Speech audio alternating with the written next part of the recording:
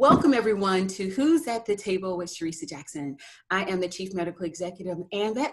And as you all know, for those who've been following this interview series, what I do is I bring women veterans to the table who can talk about their experiences, their stories. Our stories need to be heard, and that's the purpose of Who's at the Table.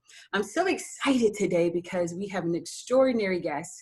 Her name is Ms. Janelle Lampkin, and she's going to tell us about her story of surviving her daughter who actually took her life and to suicide. And we're going to talk about her military history. We're going to talk about her message to parents who may have children in the same situation. So welcome, Ms. Lampkin, to the show. I appreciate you being here so much. Can you tell the viewers why you deserve to be here at the table today? I deserve to be at the table today because I have a voice, and the best way to communicate is through speaking. So that is, a formula to life, speaking. You reach a lot of people, knowingly and unknowingly. So just being able to speak, let people hear, let people feel, that's just the way to invoke change. Absolutely. So let's start about your military history. Why did you come into the military, and what branch of service are you in? So I'm a retired gunnery sergeant in the Marine Corps. Hoorah.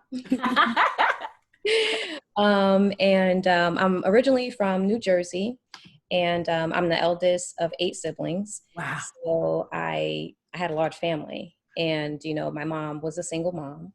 Oh, wow. And there was no way, that all 8 of us was going to make it and, get that perfect, life. Like 8 times, that probably wasn't good odds for me. So, I love my mom, I love my family, and I never wanted to be a burden. So joining the military was kind of like my way to provide for myself and to provide for my family. So, I just had a lot of experience, had a lot of responsibility that I learned really early. And I was prepared more so than a normal teen. So I knew that, hey, if I could just make it and be that foundation, for my family or for others, my friends, they could see like, hey, I can do this. I could be better than, I can do better than, I can think better than. So it was kind of me making my pave way for everybody else behind me. So, And we share that same similarity because I am the 5th of 6 children. And when you talk about not being that burden, I felt the same way. I saw my parents go through putting my 3 older siblings through college and having to refinance the house and the burdens of taking care of bills and 3 kids in college. And when it was time for me, I was like, there's no way I'm gonna have my mom and dad do that burden for me. And so I chose the Air Force for that reason. So I share that same sentiment in being able to take that burden away from my family. But again, I was 5 of 6. Where did you fit in that 8? I'm the oldest. Oh my God. I'm the oldest and the smallest. The oldest and the smallest. Yeah, I'm oldest and the smallest. So I can only imagine the pressure that must have meant, because you were then the role model for the other 7 that came behind you. So my goodness, did any of the others decide to go into the military? One of my siblings did. He joined the Army, and he got out. He did a couple years, and I'm the only one that, stayed for the long haul. Yeah. I'm sure you're a blessing to them. And like I said, definitely a role model for them. And what kind of work did you do when you were in the military? Logistics, transportation. So I'm the person that sees everybody coming in. Similar like that now? Right now, I'm a realtor, and it's kind of one and the same. I got a lot of skills from actually being a recruiter. That was my baby. That was my life of the Marine Corps.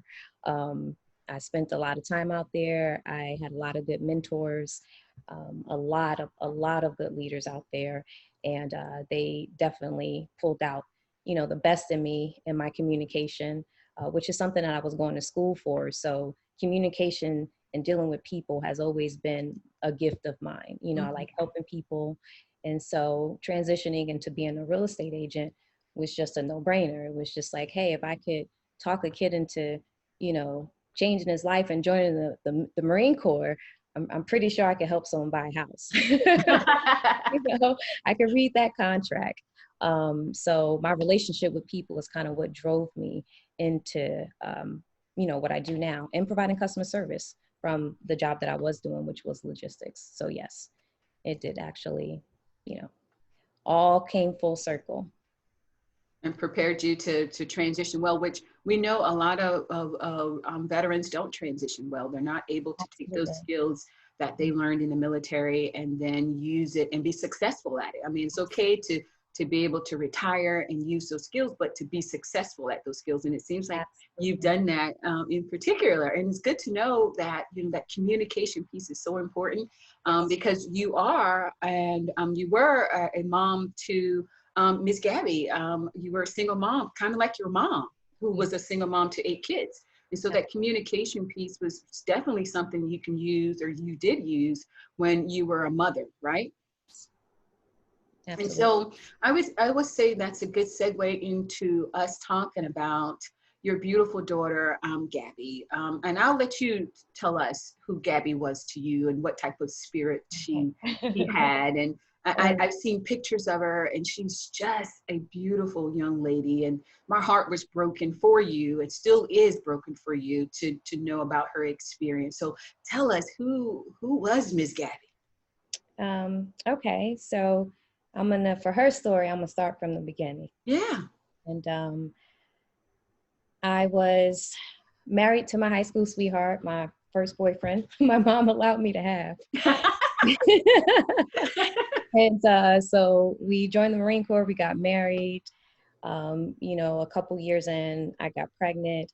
And honestly, I thought it was over for me. It was just like, I'm not even a high rank yet. I'm not making that much. Like, I was just thinking on a level of where I was. Like, I'm at the bottom of a new foundation. So I have so much to go, not really realizing like, hey, you're in a different place, than what you could have been in.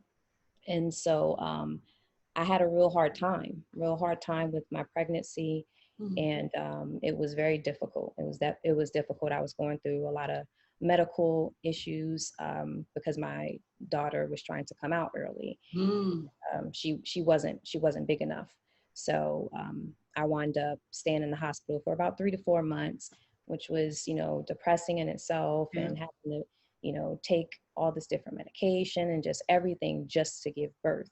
So along with me kind of being in shock from like, hey, I'm pregnant, to okay, now I'm having difficulties, like every woman wants to feel like, I can get pregnant and no problem and have a baby, that's a part of being a woman. Yeah. So that I kind of didn't have that satisfaction. It was more like, why am I having these difficulties? This is my first child, I'm healthy. Mhm. And it was a long process.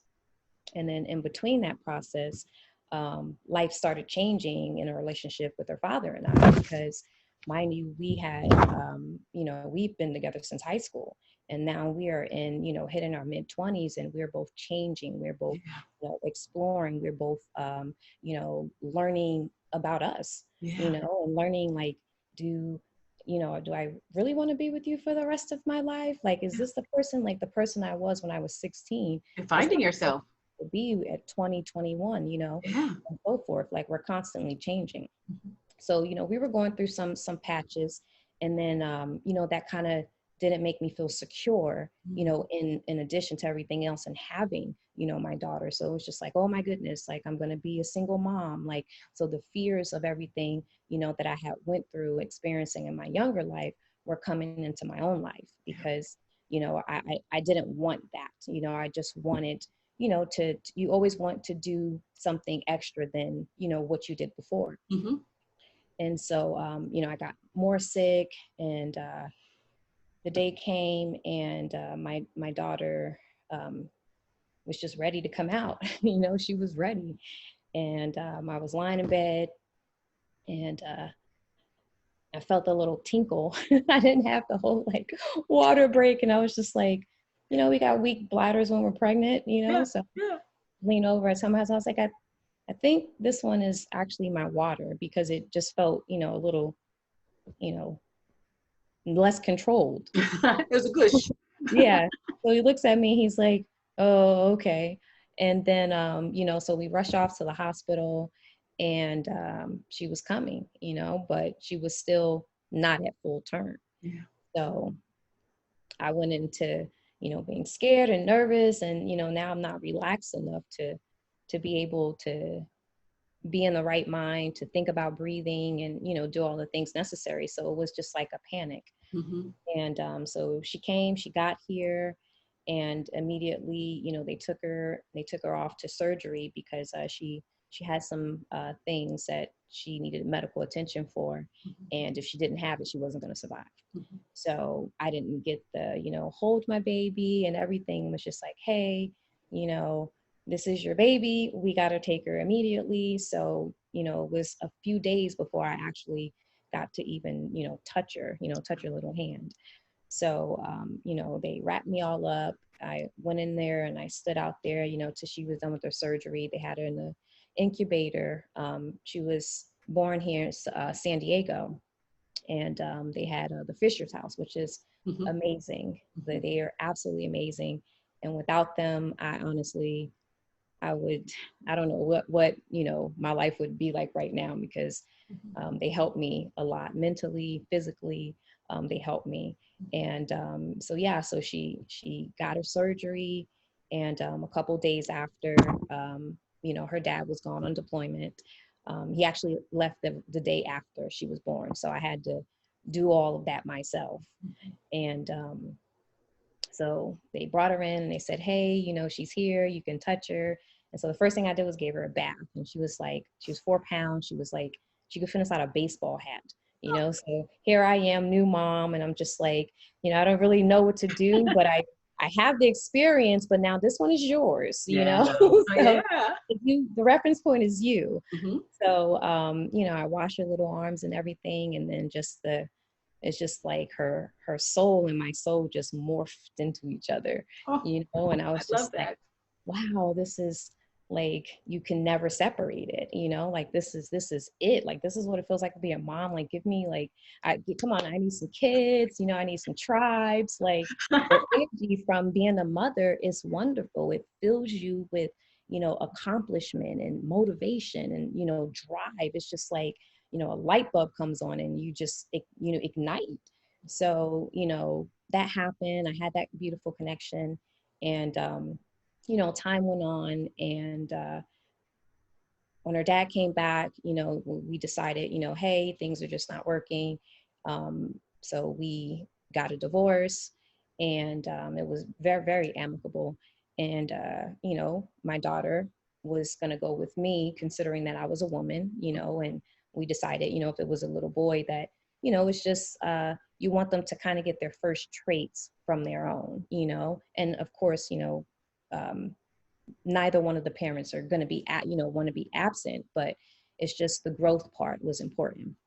So yeah, so she's, from that point on, she spent her entire waking moment with her mommy's breath all over her face. I literally was obsessed with my child. Like, um I'm serious. Like, I was okay being single at times because I'm just like I got my kid. Like, this is like my soulmate. Like, I'm good, like, okay, I'm single, get some popcorn. But, hey, me and Gabby are gonna go hang out and watch some, Barney or something like that. Yeah. So yeah, the relationship just got better and better. And just the nurturing part of it was so fulfilling. Um, right when I say right before she turned 1, I got orders to go to Japan, and that was like one of the best, uh, places I could have ever gone with my child as a single mom. Mm-hmm. And I went over there. I had all the support, and she just took on another life. She learned Japanese as her first language, and English was her second language because I spoke it. I speak no Japanese at all. She just learned the customs. And once I saw that, I just started to, kind of let it blossom and encourage it. So even though I didn't understand, I would take her to a different school so they can teach her. I would take her to, they had these little parks. And obviously, it's nothing but, the Japanese culture, because I would actually take her in the community, not on base.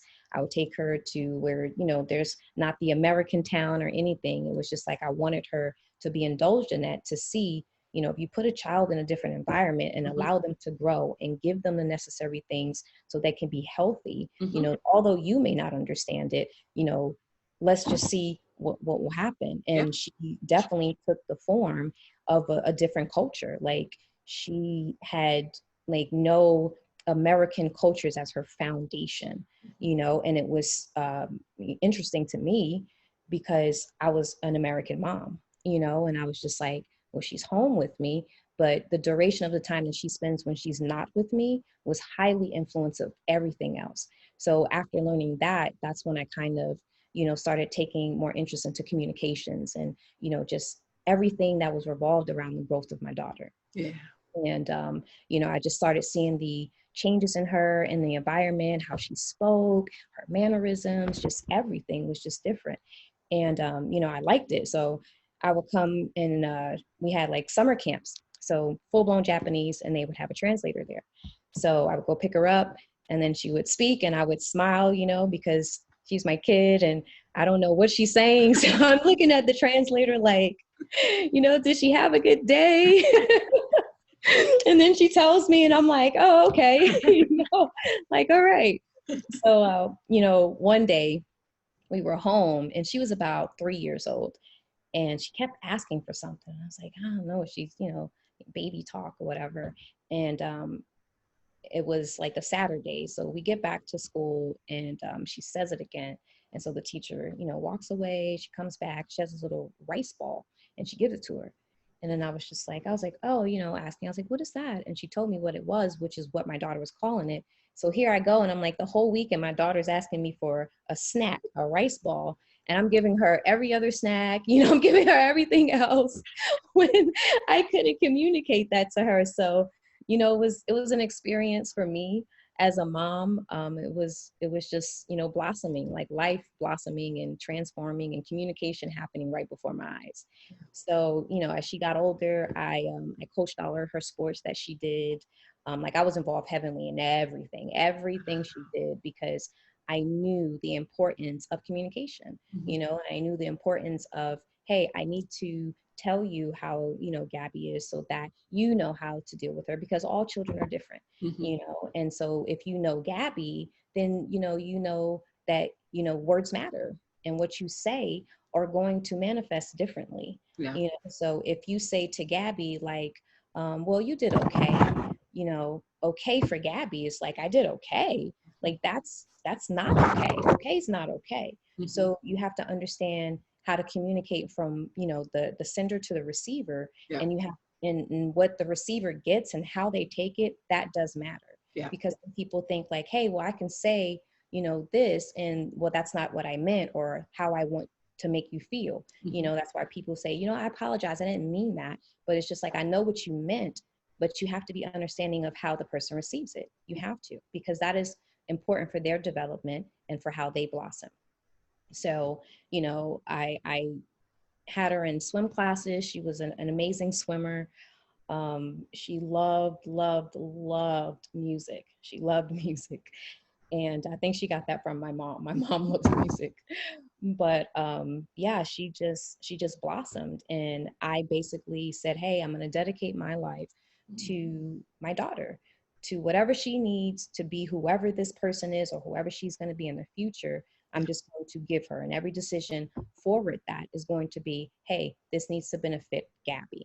So, so we had an amazing time.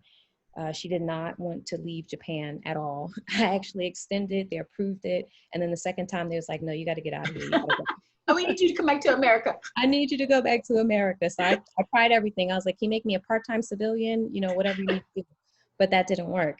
Yeah. So, we came back to the States, and she was roughly about almost 6 years old. And so Wow. at that point, she's like completely full-fledged.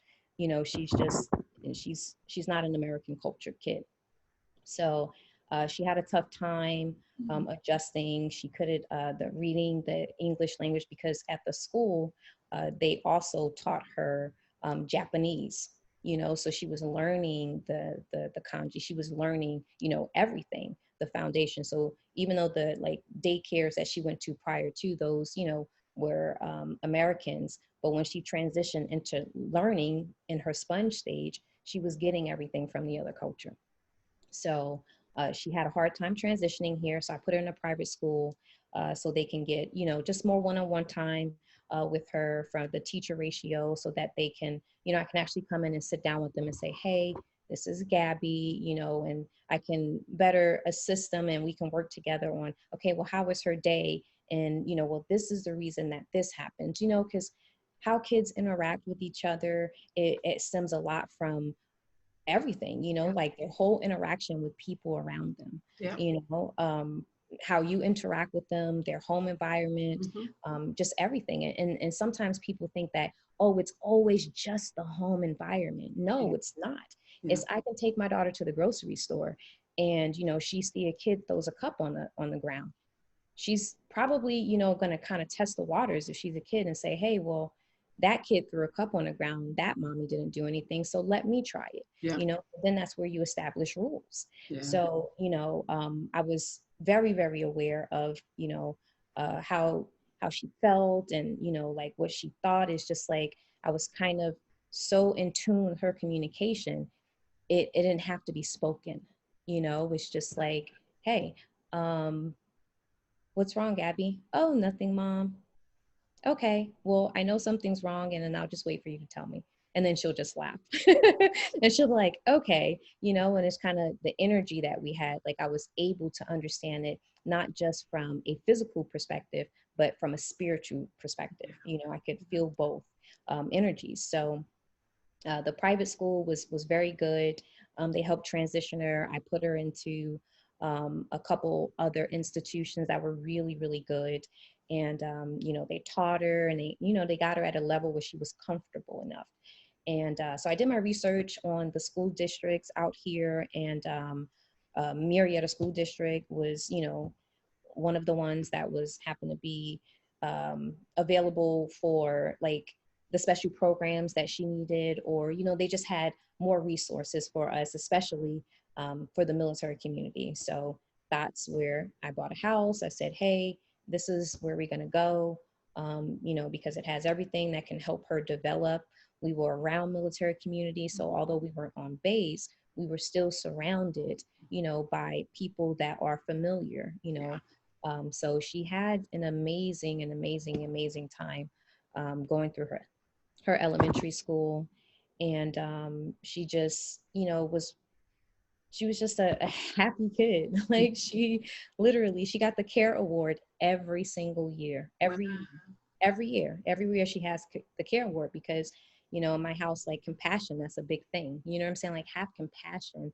And I would always, she could fall, and people like, oh, it's nothing. It's like, I understand it's nothing to you, and she's really not hurt. But the compassion piece, and showing her like, I care about you being hurt, Mhm. and it helps them to develop communication. Again, it's like, hey, my mom cares about me being hurt. I'm not really hurt right now, but the next time I'm hurt, you know, I know that my mom's going to be there, so every interaction that you have with your kid, or anyone has with your kid, or what they see and everything is influential to their growth.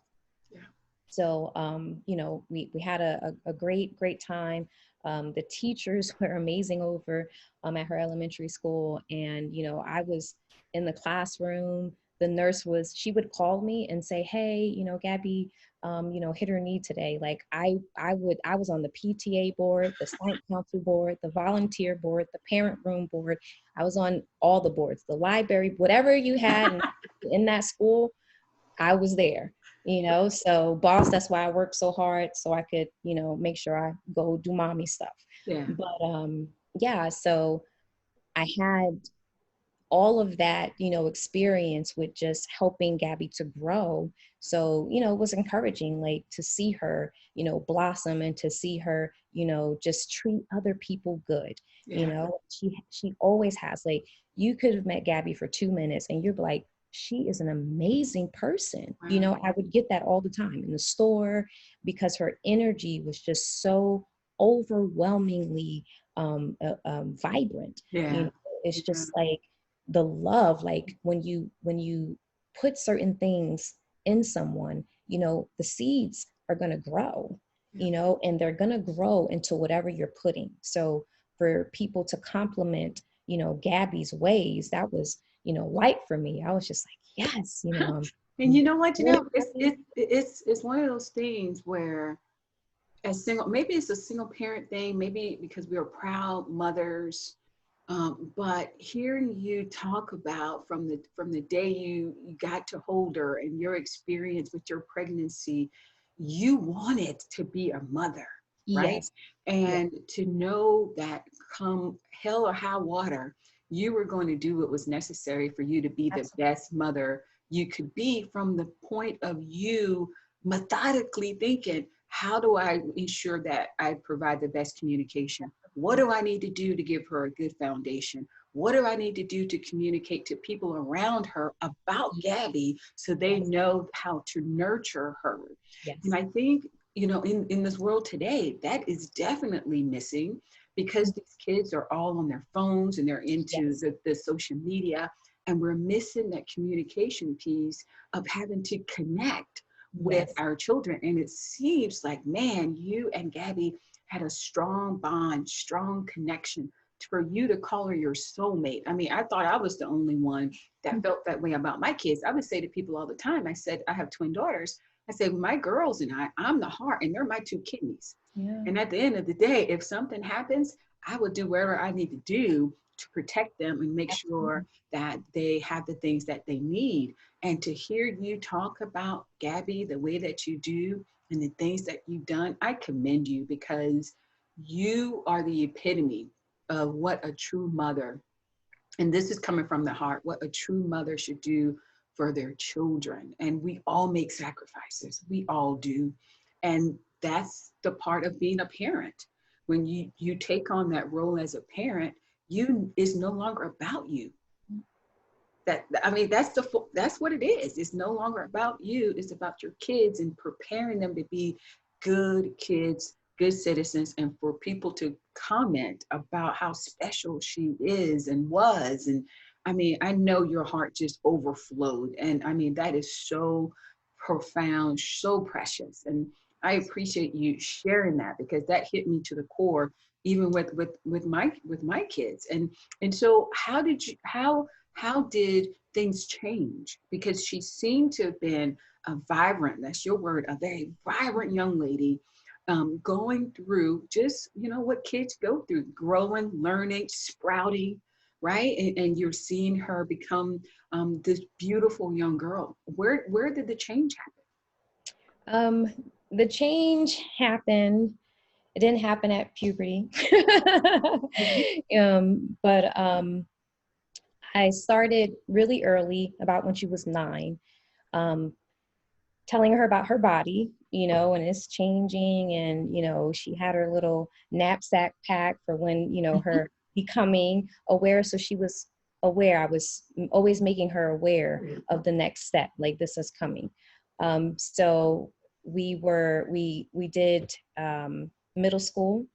And middle school, I started to notice, she was changing a little bit, but not necessarily changing in a way where it was completely different, but just kind of like adding a little bit more spice, to things and her communication.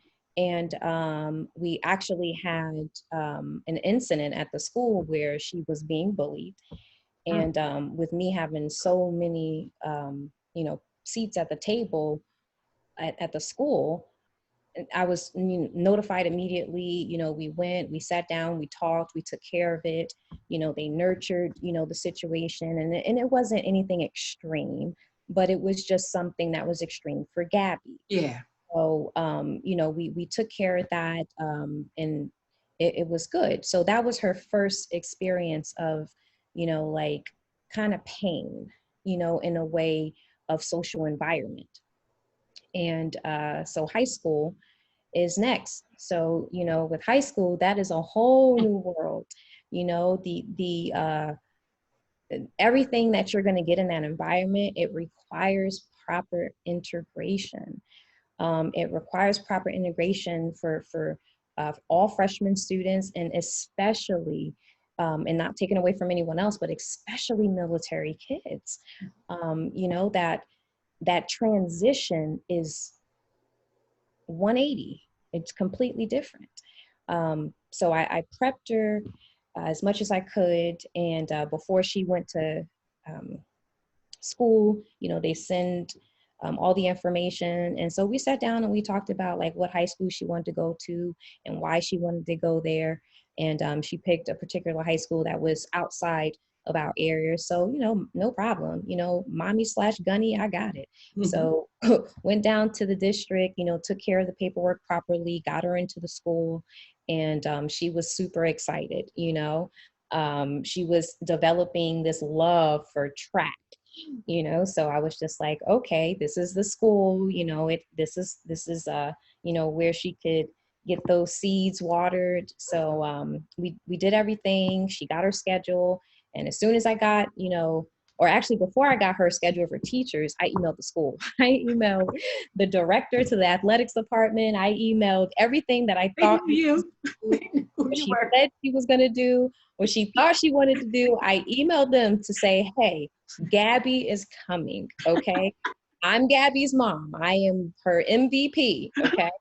And, these are my credentials, because I haven't taught sports. I told them everything. These are my credentials. This is what I do. Yeah. I'll volunteer, like whatever. Yeah. I need to get on that campus. Because the high school, that's when they start separating. You Yeah. can't come on campus, Yeah. so I need to get in there. So, You had a plan. She was like, I got to figure this I out. did. I did have a plan.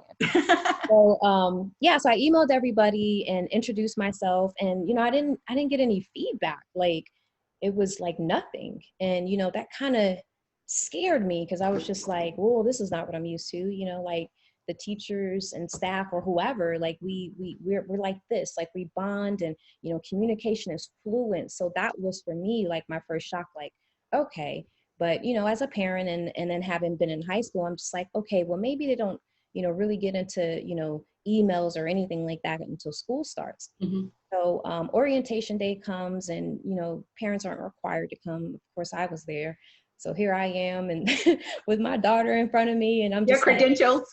yeah, right. So I'm just like, got my little packet together, like in case somebody says they got to stop to volunteer, I can sign up on orientation day. So I came up there, and I said, hey, do your thing. I'm gonna kind of, let me know what you want. I'm just here to pay for uniforms or whatever you want, and meanwhile, like make liaisons with the staff. So so I let her do her thing, and I'm just watching her go, and she's excited, and she's doing a big girl thing, and occasionally she'll turn around like, mom, can I get an extra sweater? And I'm like, yeah, go ahead. And meanwhile, I'm like screaming in the inside, the parent behind me, I'm just like, oh my gosh, start of high school, like I want to cry, like I don't want to let her carry her own books. Like it was just like an internal meltdown for me, but I had to keep it together. And we got through that part. We got home, and she was just ecstatic about, high school. This was her thing. She was about to be a big girl. She got a new iPhone, that I purposely got to make sure I phoned everything, just making sure everything's safe. Yeah. So so she was in everything, and she was so excited to share her culture. She was so excited. My daughter, she was very, very, prissy, like she loves to be clean. It's just, she likes, she's a thinker. She loved to draw. She was very highly into anime. So she drew a lot of anime. Like, she was, like I said, she was indulged in the culture. So she had her little Japanese outfit with a little tie and the hair bow, like that. That was just Gabby. And so she went to school, And she was okay. She was learning the ropes, and I was letting her know about dealing with other people that are or other students who are older than her, and just like they're they're not elementary school, and Gabby was somewhere in between high school and middle school. So she was kind of still in her creative ways. She still played with Legos. She still played with her Barbies. She was aware that, hey, I'm older and me and my friends are going to go to the mall and hang out. But when I come home, I'm going to play with my Legos. I'm going to draw my anime. So she was aware of herself and comfortable with herself. Mm-hmm. So, that happened. And I noticed, well, she came around and said, hey, mom, I'm ready to do sports. So we got her signed up. And after she integrated into her sports team, that's when I noticed the change. I noticed that she was a little bit more reserved in her conversation. I ask her every day, coming home, how was your day? What'd you do? I tell her her homework because I'm already signed up. So by the time she gets in the car, I already know what she has, or I'm emailing the teachers while she's in class, like, hey, just I try to keep the communication part because now I'm no longer in the school with her. I'm no longer attached. There's no way for me to know anything. And if a teacher doesn't respond to an email, then I have to wait until she gets home, So I try to give a little space while just monitoring at the same time. She just was a little, concerned with what people thought of her, this natural things. And one thing that really kind of shifted is she had a relationship with a friend of hers, not relationship, but a friendship with a friend of hers. And she was being bullied one day at school. And she was so broken because the friend joined in. And that crushed her. That completely crushed her. Because she never had experienced like betrayal, or and so now she's getting negative things. She's getting betrayal, she's getting feeling left out, she's getting things that she's not accustomed to, so it's causing her to internalize and things that I'm aware of. So talking her out of it, or talking her through it while also respecting her space, because at this point she's still a teen and she doesn't want to tell mom every single thing, so, or at her time, because honestly I can say that there were not very far in between conversations that we did not have.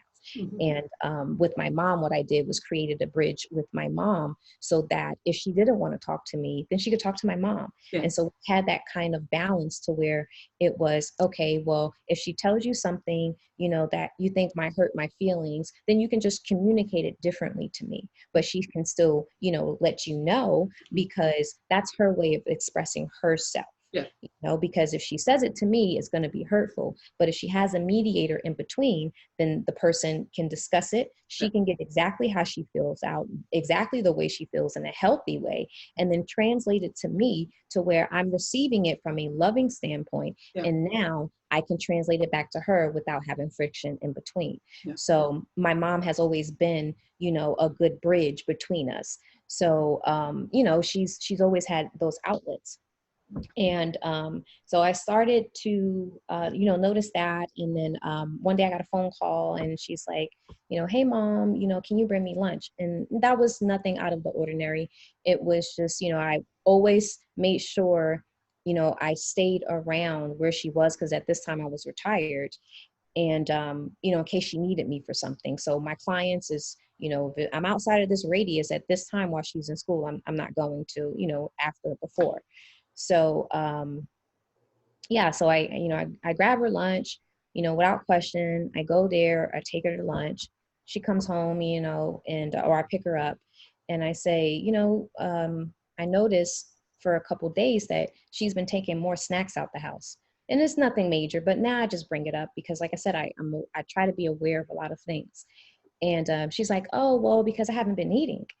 And I was like, well, you haven't been eating. And I was just like, okay, well, what's going on? And then she told me that the reason that she wasn't is because, one, her class was on the other side. And by the time she got to the line, if there was anything, in between, she probably would miss it. But the in between that was happening was she was being bullied.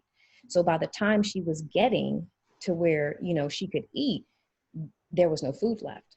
So when she told me that, the next day I'm at the school. I go to the school and I said, hey, my daughter's being bullied at the school, and I had to bring her lunch. And I said, and they're running out of food. So without anything, the lady says, well, they're not running out of food. And my thing was, well, my daughter's standing right here and she just told me a problem.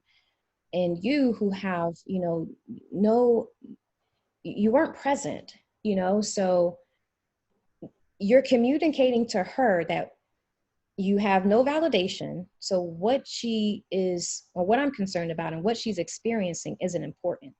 So I just look at communication differently. So, she moves me along and addresses me to the lunch lead. We have our discussion. They take Gabby's name down. I tell them, like, hey, do you guys need help? I can volunteer. She says, as a matter of fact, we do need help. And I went, I went to the front desk, asked about the application, so it's just like I wanted to do something so that it doesn't always have to end in something negative, like I don't have to file, a grievance to the school or anything. It's just like, hey, how can I help with the situation that my child is going through that also other kids may be experiencing? Yeah. For me as the adult, how can I help to sort this out? Yeah. So that's my standpoint of why, I just wanted to always kind of be in a shadow so that I can be able to explain the communication that maybe someone else doesn't understand. Yeah. So, a lot of things were starting to happening. Communication was not that great at the school at all. And, it was happening within a month's time frame. So now Gabby's, new to her track team, and just with staff and everything, it was just a pile up of breakdown of communication in a short period of time. So within that time frame, you still have Gabby in there.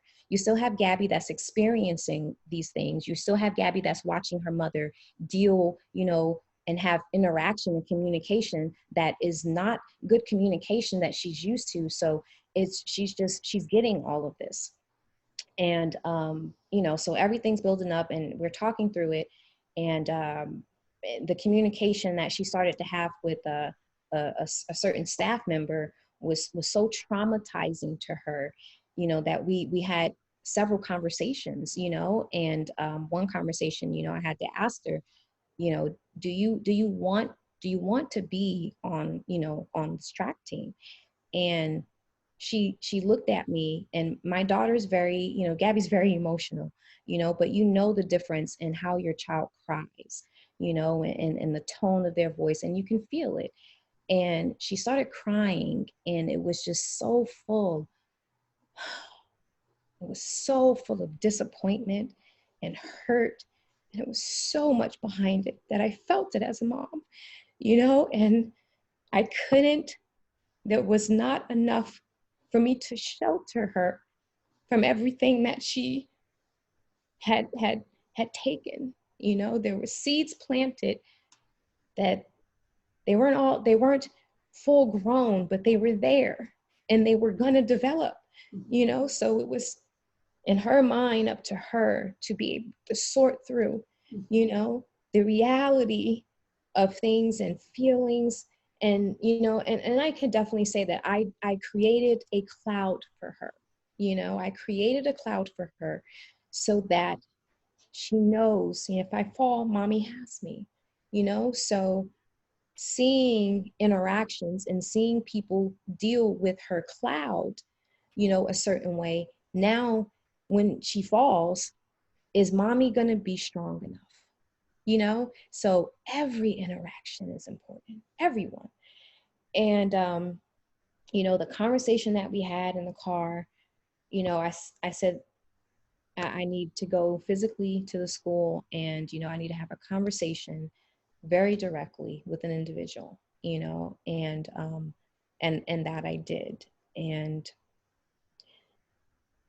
the conversation that was had and the communication that Gabby experienced was deterioration of her self-image.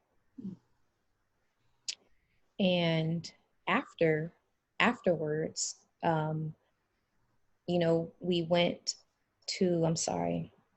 It's okay. It's okay. No, it's okay. Breathe, breathe. It's okay. It's okay. I'm here with you. It's okay. So afterwards, I knew I had some cleaning up to do. I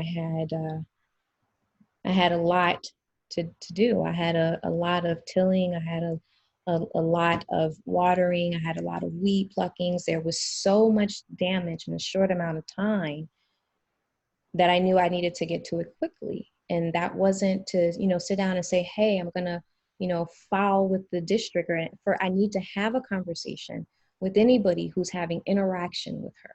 That's immediate, so that didn't go well. And, a couple days later, we were we were at her track practice, and we had already had history of her just being left out on the team. It was just she didn't feel involved at all, for numerous reasons, but she was highly neglected in a way that she was still happy Gabby, because Gabby's like mommy, like I'll take out the trash. You tell me to do that, I'm going to take out the trash the best I can, because you're going to know, like, who took out that trash? That was me. Like I want to make sure that everything I touch has some little bit of glory to it. Mm-hmm. And that's exactly how Gabby was. So, they were not, they ran her one time on the whole team. They didn't, include her. She barely knew how to read the schedule, and communication with myself and the coaches, just, it was not good at all.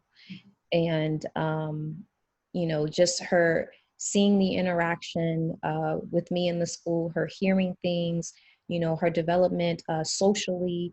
Now kids are picking at her because she likes, she likes Korean music, and it's just like, why can't she like Korean music? So different things started to pile up. And the last event, and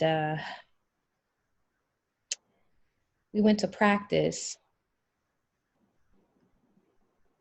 and the whole team, with the exception of a few kids, practicing, and Gabby's just being left out, to the point that, I got off the bleachers and I got down and I went and trained with my own kid. Like I had to run, stretch on a field with other coaches and other kids, so imagine how that makes someone feel. It's not feeling a part of the team. It's not feeling a part of the culture. It's so detrimental to the fact that now she's a military child that's come to, a public school, and her life and environment is different. It's supported. So she goes from full support to no support to, well, I asked the coach, like, hey, how come she didn't run today? Well, I don't know why Gabby didn't run today. Like, how don't you know? Like, accountability. Like, there's no accountability for my child either. So there's just a bunch of things that, Gabby was not settled with. And, after the practice and everything, and after everything else that had been going on, we got in the car after practice, and, I asked her, I said, you want to still do this? And it wasn't because I wasn't going to deal with what was going on. It was just, I needed to know what she needed. for her in that moment. Mm-hmm. Mommy's going to fix this. Mommy's going to Mm-hmm. do the paperwork. Mommy's going to take care of it. But what do you need right now? Mm-hmm. Don't want to be on the team. You do. You want to go to ice cream. What do you need in this moment? Mm-hmm. And she says, Mom, she says, I really, really want to be good. She said, I really want to be good. And I try everything. She says, you know, I don't mind if they put me on the snack bar, Mom. I'm going to do my best. But I don't feel good enough. And that, as a mom, and invest in everything, Yeah. that's not words you want to hear. Yeah. The kid doesn't feel that way. Yeah. You know, so we had a talk and we went home and, you know, I cooked her favorite meal. Mm-hmm. You know, she was so happy. She talked to her grandma. She says, my mom stands up for me. My mom fights for me. Yeah. Yeah. And she was so happy. Yeah. She was so proud. She was so proud. Yeah. She was so proud. Yeah. She knew, you know, my mommy fought for me. Mommy has me. Yeah. And she, you know, commented on my meal. You know, Yeah. I made her a little pita bread sandwich that I had whipped up. I'm good in the kitchen, girl. Yeah. I can tell with seven other siblings, you got to be good in the kitchen. Yes, exactly. So I whipped it up for her and she was loving it, you know, and the next day, this was a Friday. So the next day, she had, there was a track meet.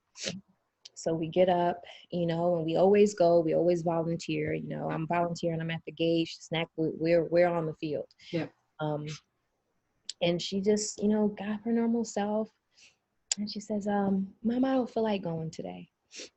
And I said, okay, you know, like whatever she wants. If she doesn't want to go to the track meet today and, you know, she'll miss one, whatever, or she, you know, further this, whatever she wants right now, that's, she's not going to go. Mm-hmm. And she was in her room, she was drawing, she was just her regular self. She was just her regular self. And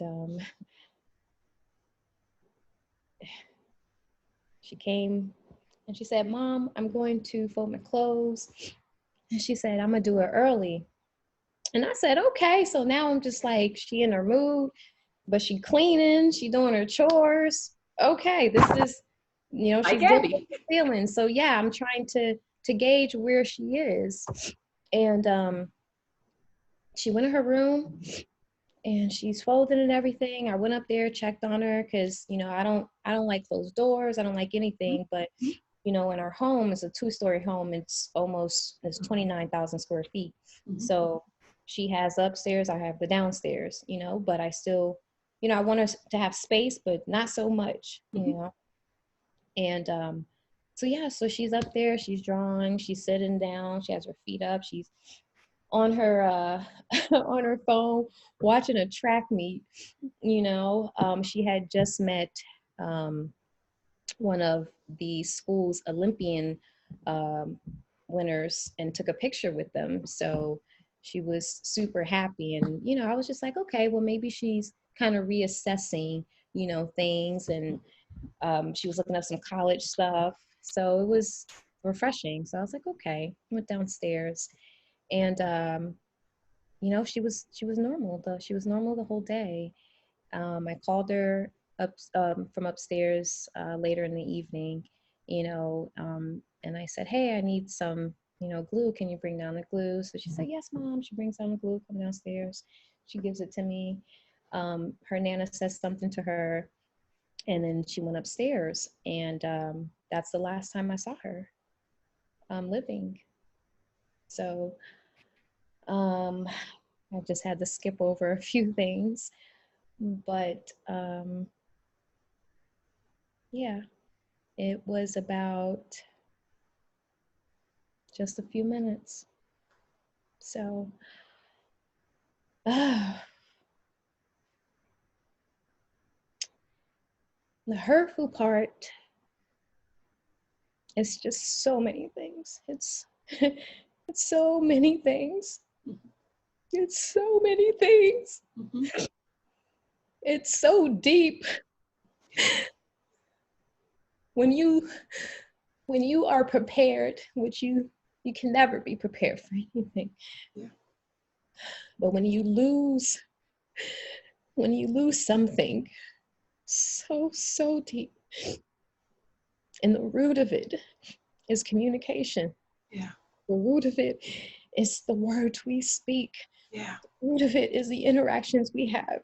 Yeah. The root of it is simply being aware of your influence on people. Yes. That hurts deep because you don't want to lose someone. You never do. You never prepare for it, and I feel like as a mom, I've exhausted every means of my fiber, my body, everything, every decision I've ever made, everything I have poured into my daughter. So for me, it is a separation piece. Yeah. Um, Part of because you. Part of you. it's as I could explain it, I told him she's gone from my womb. Yeah. When you strip something from the inside of you, and women, and no take away from a father, but only women can experience this. Only a mother could experience the detachment, the Mhm. separation, and it's dying. It's dying. A part of you is dying, and so you experience death. Yeah. You um, and you do that by the relationships that you have with people. When your connection is so deep, when it's so connected, it's just like people when they say, oh, you say my words, and that's on the outside, but for me it was on the inside. Mhm. I connected with my daughter's soul. She was my soul tie. And out of all the relationships that I've ever had, and good or bad, this one was connected the most. Yeah. And it's not just because she was my child. It's not just because I birthed her, not because I raised her. It was because I became familiar with her soul. I became familiar with the inside of her. And when you're familiar with the inside of someone, then it may seem like you can read their thoughts and things, but you're sensitive to the things that they're sensitive to. Yeah. If you hurt, I hurt. If you're happy, I'm happy. So it's a balance of power. It's a balance of communication. So communication cannot be, you know, more important. And it's one thing that, as painful as it is, that my daughter knew because she was my child.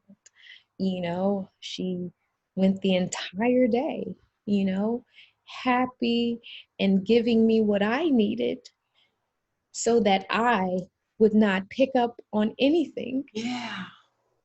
She was so indulged in her communication that she didn't have to say a word. She didn't have to say anything, and at the comfort of her home with her mom, so that speaks volumes, as painful as it is. It speaks volumes of my relationship. I didn't have to look for her on the street. She didn't run away. I didn't have to, have anything, where she just peacefully said, Mommy, this is enough for me. This is too much. And you cannot handle this alone. And I don't want it to hurt you. So for her to communicate that, Mom, you're strong, but I'm not as strong. For her to communicate that the outside influence are already enough. Yeah. And I have to go through life and have more of this in me. Yeah. She didn't want that. She didn't want the dose that she was given. She didn't want it. And so, it's a choice, yes, but everything, everything that you deposit into your children will manifest. Yeah. Everything that someone else deposit into your children, Yeah. it will manifest. Yeah. And as parents, we have to do so much work. Yeah. Yeah. um, as single moms, Yes. I have so many accolades and accomplishments that now that she's gone, I have no idea how I even did it. Yeah. Because it was like I was doing it through her. Yeah. It was just like I wake up, I look at her, and I decide Yeah. the choice. And then the choice is going to be, I need to go to work today because I need to pay these bills. Yeah. I So need that to go. she can have a roof over her head, so she can go to Exactly. school, so she can eat, so she can have a Exactly. future. And that's a mother's love, Yeah. Janelle. That's a mother's love. When you say you are a mother and you love your kids, there is not one thing you would not do for your kids. If you have that love, that deep rooted love for your kids, you were involved, you planted the good seed. And at the end of the day, even planting that good seed, you fertilized it, you tilled it, you watered it, you made sure it had enough sunshine. Even in doing all of that, the other influencers, the Absolutely. other extra factors in this world, in this environment, penetrated that soil, penetrated that seed. And I always say that, in my head, I always have little sayings in my head. I'm quite the thinker, but you are always going to have weeds in your garden. Yeah. Going to have weeds. You have to consistently remove them. Mm-hmm. You have to consistently nurture your garden if you want it to grow out of its environment into something beautiful. Mm-hmm.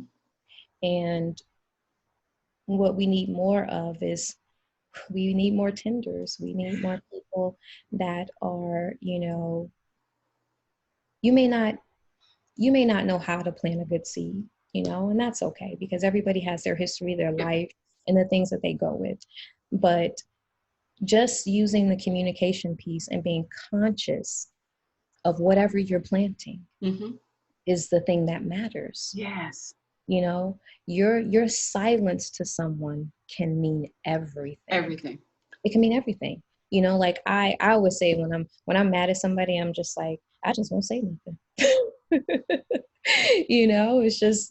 It's just there is a lot of power in silence. Yeah. So and I say that to connect it to how you make someone feel. Yeah. If you walk in the room and you speak and no one answers, that's going to make you feel away. Exactly. They could all just be centered on what's going on, but that's still going to make you feel away because that is communication. Yeah. Communication makes you feel. And get one thing that I kind of resonated in my spirit when you were talking about Gabby on the day that she did what she did. She wanted mommy Yes. to sense and feel that she was okay. She wanted to give mommy a sense of normalcy, that this is Gabby, the Gabby before all of the other stuff, the Gabby before the track field incident, the Gabby before the bullying. She wanted to show mommy as close as possible that I need to show mommy that I still have that in me. I still got that fertilizer. She planted a good seed, but there's something within me that I can't move past. And I don't want to leave that with mommy. I don't want mommy to feel that I'm disappointing her.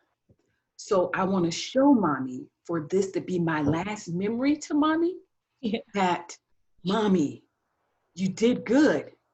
You did good. I don't. And I want to show you how good you did, because I want you to remember the last things that I did, and not worried about that track field, the coaches and the schools and all that other mess. I want mommy to remember the seeds that she planted and that she did good, because you did, Janelle. You did. And this is not on you. This is not on you. And you're right. When you communicate, people don't understand the power in words, the powers in doing, and how you make a person feel. Yes. And for that baby girl's spirit to be broken, not by you, because you had a good foundation. You planted a good foundation. You tilled that soil. You gave her fertilizer. You watered her.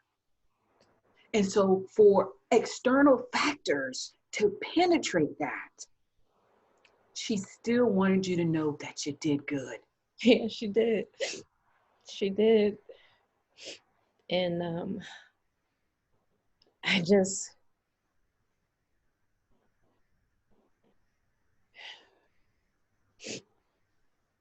it's a little difficult to have a little peace. Yeah, yeah. But I try to center myself around, when you feel like, and this is, I've made mistakes in my life. We've Yeah, yeah, all, yeah. Yeah, we all have. Yeah. and one thing that I was deeply conscious of is, when I went through things, I allowed my daughter to see a little bit of normalcy with it Yeah, yeah, yeah. without the burden. Yeah. So yes, mommy's hurt. Yes, mommy's going through Mm-hmm. something, Mm-hmm. you know. So she sees, healthy pain. Yeah. That was important for me to let her see. I went through something that was, very traumatizing to me. And, Yeah. I confided in my daughter, Yeah. with healthy emotions, like Yeah. mom is hurt and, I'm gonna be okay. So she could see what it's like to bounce back, Yeah. you know? They got to see that. They Yeah. have to see that. Yeah. But she definitely received everything that I could give. Like, and that's a little bit of peace for me, is that I didn't have anything else at this point to give her, because I gave it all to her. Yeah. I gave her everything, my time, my energy, communications, Yeah. everything. So her relationship has definitely sparked a deeper connection that I'm able to have with myself. Nice. It's like a tunnel Yeah. to other people. It's like her spirit lies in my soul. It just lies there. Yeah. It's heavy. Yeah. It's heavy. It's Yeah. heavy, and I have to carry it every day. It's not going to get any lighter. Yeah. I have to learn to get through it and to carry it every day. Yeah. It's never going to be lifted. It's just I have to get stronger. That's all. Yeah. I love that. It's not going to be lifted. You just got to get stronger. Yes, I love absolutely. that. I love that. But I hope that you are proud of yourself for what you did do in her life, in you being a mother, for the time that God did give you Yes. to her as a mother, that you're proud of that, and that your story is going to be impactful to other parents that may be experiencing some of the same things. And I tell people all the time, there's power in your story. Because Absolutely. your story is no longer your story when you start talking about it. It now becomes a story that can affect and promote change in other people. And I'll never forget, and I know you know Sherman. Sherman said to me when they hired me as the chief medical executive, and I was like, man, I've told people my story of PTSD and all of my challenges with war and my daughters. And I said, just don't engulf me in all of that. I've done all that. I've told so many TV stations and radio stations. And he said, Sharisa, your story is no longer your story. You put it out there to the universe now. So you either move forward from it and know that you're carrying that charge to affect other people, Yes. and know that you're going to affect other people, or you stay silent. You got to figure out what you're going to do. There's no middle ground. You either charge forward and know that you want to affect and change and help other people, or you keep your story to yourself. But we as advocates of change and people with passionate stories like yours and others, we want to help other people. That's who we are. And that's why we want to share our stories. So that's why I say to you, I hope you're proud because your story is going to be impactful to mothers, to family members, to people who've suffered, whose kid decided to do the same thing that Miss Gabby did. And they will never get the answer why. Yeah. You will never know why Gabby did what she did when she did it. You will have that last memory of her. You will have the memories of the years that, you know, she's been on this earth. But just knowing that you did the best that you could with what you had. Yeah. Absolutely. That's Absolutely. that's all. That's the piece that I think will hopefully, as you're going through your healing process, because you all have to, you're going to heal the way that you need to heal. That you know that you did the best that you could with what you had. Yeah. And the healing process is definitely important. Yes. Like I said, I've never been so connected with myself, you know. Yeah. Um, I put myself in isolation. Yeah. You Uh, told me that. yes, I did. I went into, you know, kind of marine mode and, you know, self-preservation and all these things started kicking in. But when the trauma hit, Mm-hmm. you know, the first impact, I was silent, you know, and I was completely silent. I've been silent for a very long time because I knew I just needed to be silent and to just feel. I Yeah. needed to feel. So I isolated myself for quite some time, literally months. And I needed to figure out what what types of triggers and, you know, what types of feelings were going to come, because I knew that whatever, you know, the worst pain was, that's what I was going to feel. Like I had told myself, you're going to, you know, feel like you want to die, you know, like you're going to feel like that, you're going to feel like you don't want to be here, you know, but you're aware of that. And that's the difference, you know. I was aware, and I took out everything that I could, you know, harm myself with, everything out of my house. I locked everything up, gave, you know, the keys, you know, for everything. I was just like, hey, not a knife, you know, not a garden tool. It's just I needed complete isolation so that when I clicked off safe, that I was able to still be somewhat aware. Yeah. As long as you keep a little bit of awareness, you're able to come back, Mm. you know. And so I lose myself a lot, you know. I do, but it my awareness is much stronger now than it was before. But then it was just it was bad, you know. And I it was weird because I would tell myself, you're not going to make it, you're not going to make it, but I knew that I was stronger than that, you know. Like I just knew. It's just like, if you can tell yourself something and you keep saying it, Mm-hmm. then you know. And it's just like when people, you know, do certain things or make certain decisions, it's just like you have some sort of, you know, awareness in there. You know, it doesn't have to be in the moment. You know, it could have been before, it could have been after, it could have been at any different point. But, you know, if you're able to have a little bit of awareness, then Mm-hmm. you're able to tell yourself, Mm-hmm. it's like waking up from a dream. Mm-hmm. You know, so if you're able to keep a little bit of reality, then, you know, you can kind of move forward. And I did that by just starting opening my eyes, you know, because every time I got up, boom, you know, I get up, I go immediately to my daughter's room, peek in there, do my little, you know, funky little mommy dance or something that annoys her to make her laugh in the morning. Mm-hmm. And, you know, I go back in my room. So that we had a lot of patterns and a lot of things throughout the entire day that now that she's been removed, now I'm noticing them. You know, it was normal before, but now it's just, I can't open my eyes because now I'm in tears because I can't get up to go see her in her room.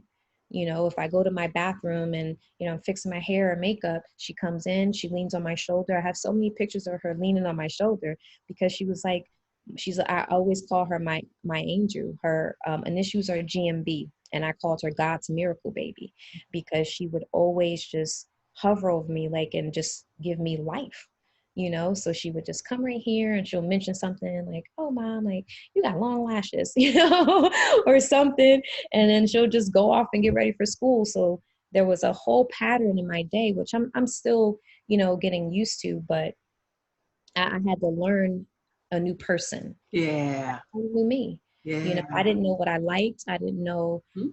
how I felt. I didn't know, anything. It was just like, you are this new person, Mhm. and this life, you live this life, but Mhm. now you have to live another life. Yeah. And the other life is, we don't know yet, Yeah. like, I know it's a soft subject, and people, have said to me like, oh, you can have more kids. And I'm like, more kids? Like, 36 years old. It is possible, but it's Yeah. just, the snapback is not always coming. The snapback is not always quick. Not only Exactly. that, but That 21 36, just and came then back. you add 18, and now you're close to 30, Exactly. and then you're like, do I want to be dealing with Yeah. a So kid at I kind of keep 50? testing it, and then just always having, because I'm carrying Gabby in me, Yeah.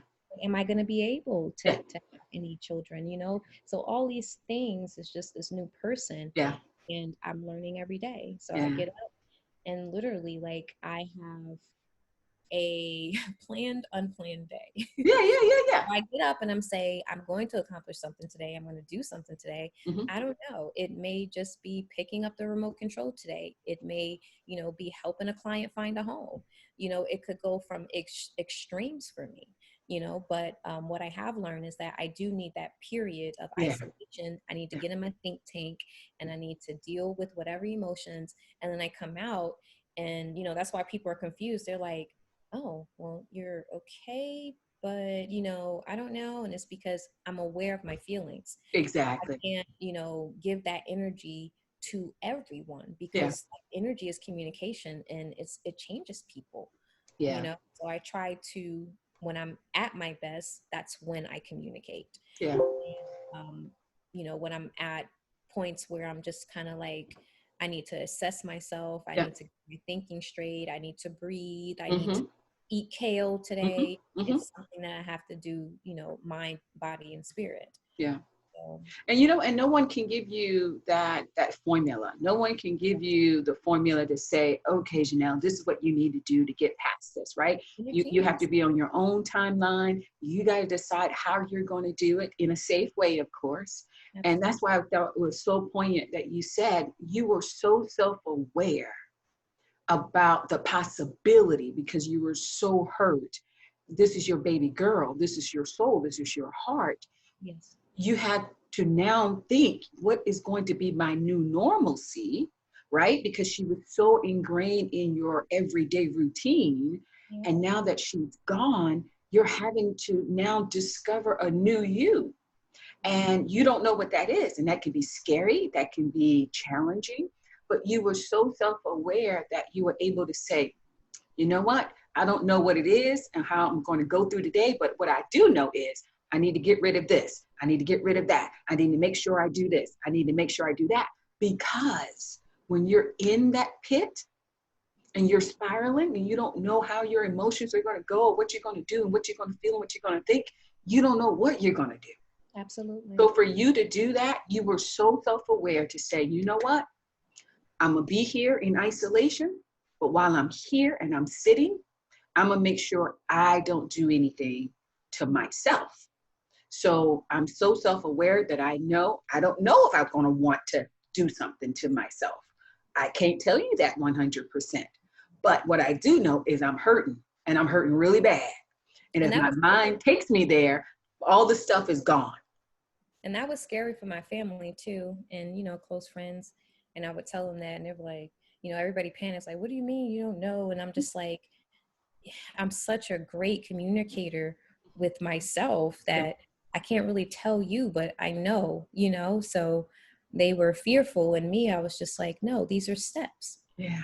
So when I went and I asked, I asked my sister, I said, where's the, where's the kitchen knife? And I was about to cut something, and everybody looked at me like, You know, like is she ready to have a knife yet? I was only asking for a butter knife anyway, but you know, for them it was just so extreme. But you know, I just released little bits at a time. Yeah. And then you know, I tend to, like I said, be aware of my triggers. Yeah. And I don't put myself in triggering situations, but really I can't stop it Yeah. because everything is going to come. So I just learned to deal with it, and I'll take a moment, you Yeah. know. I was helping a client actually, and I didn't even mention, you know, anything. It was just business.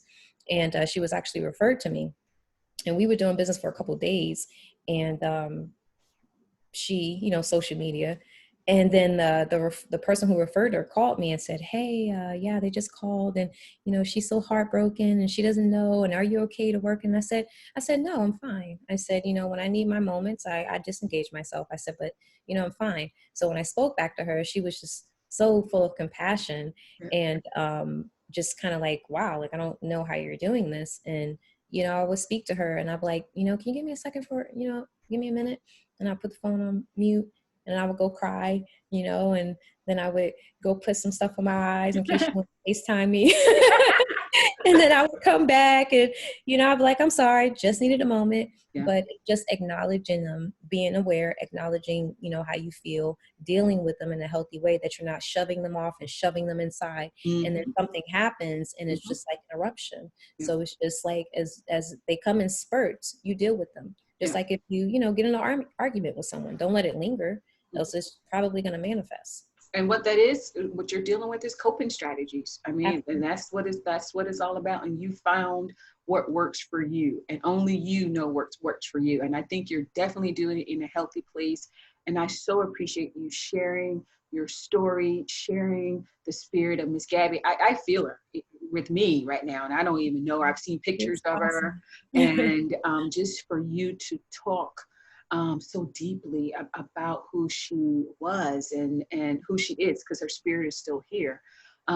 It touches me, and I hope the viewers also feel that, and also have a way to know that there's a way out of it if they're in that same that same place that you were in, or trying to find a way to get through their disappointments and their challenges. That just take a breather, take a pause, just find your way, and just know you will find your way. So we're gonna do a rapid fire so we can wrap up here. And your story is so powerful. We can probably have a part two. But let's get to this one. You got my mascara running and everything up here on this interview today. And we knew that was gonna happen. We knew it was gonna happen. Okay, so the first question is, life without Gabby is empty. Your healing has been An experience. Why do you say that? Because I'm still learning. I'm still learning how to heal, and it changes. It's just not one form of healing. It takes a different form. It's just like being at different levels. I'm a dancer. I've always loved to dance ever since I was little. I actually wanted to be the first Black River dancer, but I joined the Marine Corps.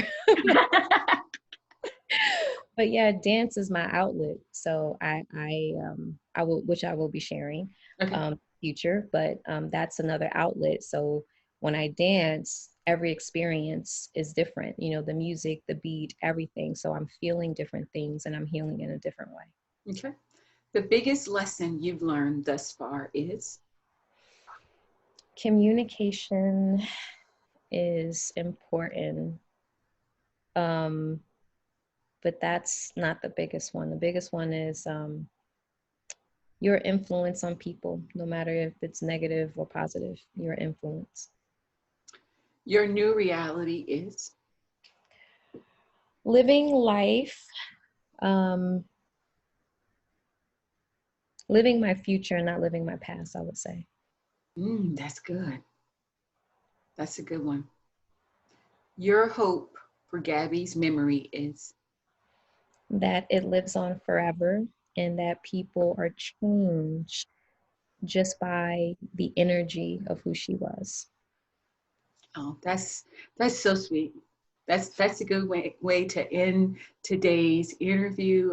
But before we go, I know you're doing some powerful things to continue to tell your story. So can you give us your last a good message, a closing message, and let the viewers know what you're doing, where they can find you, and hear more about your story? Okay. So I had like several different interviews and stuff.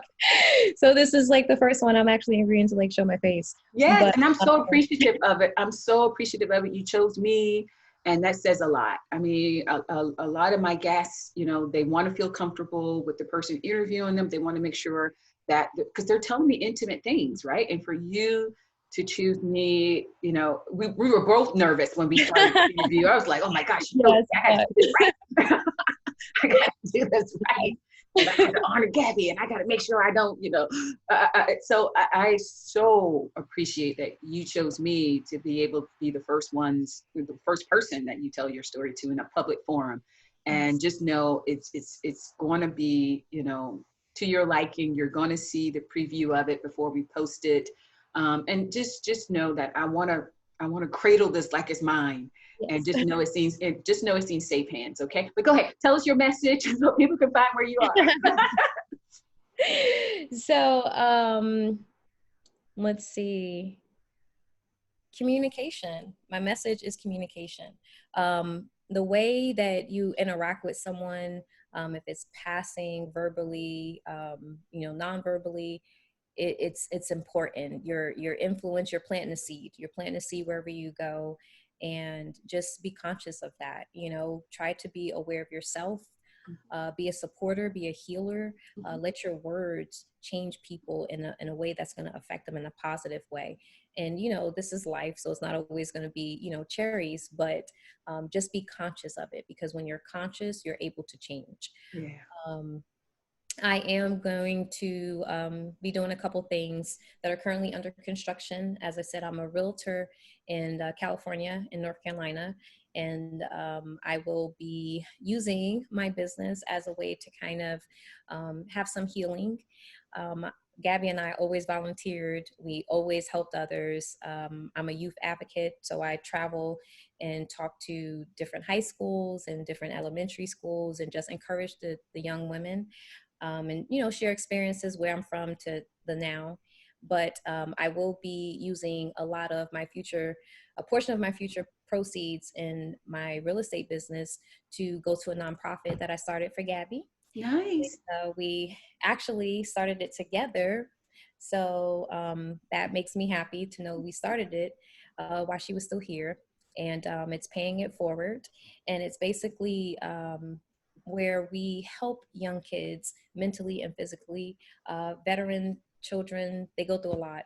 The transition and the integration into a different society is one that is not really customized for us. Mm-hmm. So the nonprofit basically helps individuals who need that transition. It may not be just an only child. It may be a whole military family where you have working parents, you have dual parents.